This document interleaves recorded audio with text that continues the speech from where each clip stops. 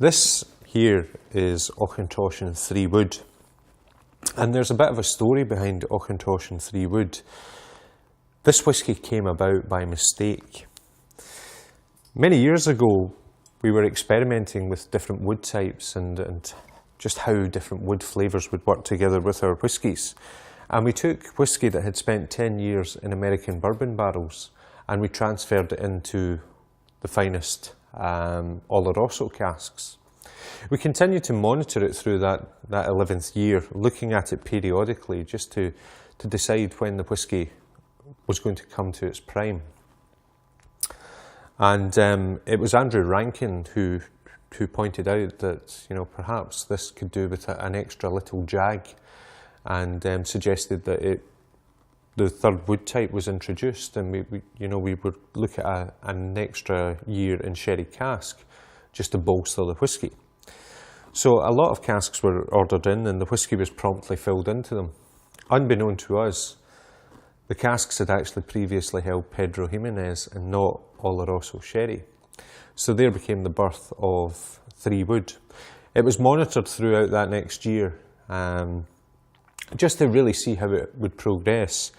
And what came about was this product, which I think has become synonymous with the quality of Auchentoshan Distillery. So it spends 10 years in American bourbon casks, 1 year in Spanish Oloroso sherry, and then for a finishing period of approximately 1 year, it's in the finest Pedro Ximénez casks available. It's at 43% so that it retains the full flavour and the colour of these wood types. But with a whisky like Auchentoshan being so light and delicate in flavour, it's important that we don't overpower it with extra heavy flavours. So it was very careful management that led to Auchentoshan Three Wood coming into existence. The first thing that you will notice about Auchentoshan Three Wood is the distinct colour.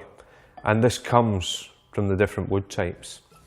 When you see a whisky that is this dark in colour, you really expect to feel a whole different mouthfeel to it.